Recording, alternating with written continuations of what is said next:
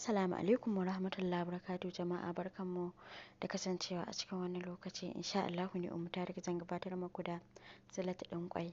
Abubuwan da muke buƙata ga sunan a jere kuma a rubuce. Kamar yadda kuke gani ga ƙwai nan wanda na dafa shi, bayan na dafa shi na ƙanƙare shi gashi muna yayyanka shi kamar yadda kuke gani. Za ki iya yanka shi style ɗin da kike so, ni da na yayyanka shi dogaye. Nan kuma kamar yadda kuke gani lettuce ne wanda aka gyara, aka wanke, aka yanka. Gashi na sa cucumber a sama, ga kuma onion nasa a sama, ga tomato shi ma na sanya kamar yadda kuke gani.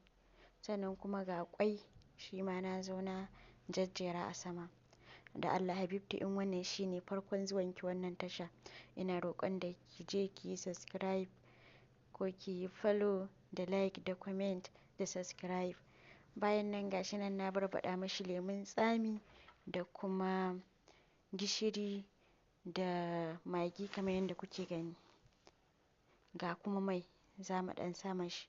In kina da man zaitun ma za ki iya amfani da shi. Ga kuma habbatus sauda ita ma mun zuba. Kai masha Allah.